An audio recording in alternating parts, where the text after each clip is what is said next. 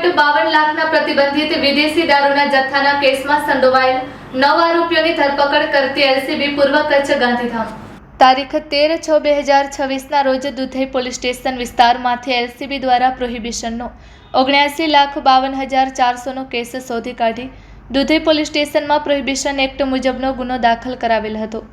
જે ગુનાની તપાસ એલસીબી દ્વારા ચલાવવામાં આવી રહી હતી અને આ ગુનામાં આરોપીઓ ગુનો દાખલ થતાં નાસ્તા ફરતા હતા, જેથી પોલીસ ઇન્સ્પેક્ટર જેએમ વાડા એલસીબીની આગેવાનીમાં એલસીબીની અલગ અલગ ટીમો બનાવી આ ગુનાની ઊંડાણપૂર્વક તપાસ કરતા આ ગુનામાં એફઆઈઆરમાં જણાવ્યા સિવાયના પણ અન્ય બીજા આરોપીઓની સંડોવણી હોવાનું ફલિત થતાં આ દિશામાં તપાસ કરી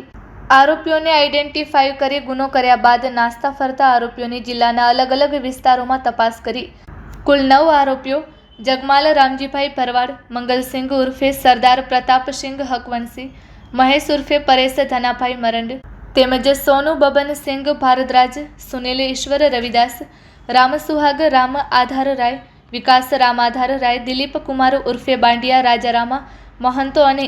ગોલુકુમાર વિનોદ મહંતોની ધરપકડ કરી તેઓની સઘન પૂછપરછ કરી વધુ તપાસ માટે દિવસ 12ના પોલીસ રિમાન્ડની માંગણી સાથે નામદાર કોર્ટમાં રજૂ કરવામાં આવેલ, જે પૈકી રિમાન્ડના આરોપીઓની વધુ તપાસ કરી યુક્તિ પ્રયુક્તિથી પૂછપરછ કરી આ ગુનામાં અન્ય સંડોવાયેલ આરોપીઓ બાબતેની ઊંડાણપૂર્વકની તપાસ એલસીબી દ્વારા ચલાવવામાં આવી રહી છે।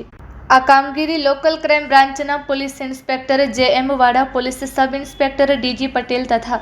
એલસીબી સ્ટાફ દ્વારા કરવામાં આવેલ છે। Report by Bharati Makhijani, Gandhidham.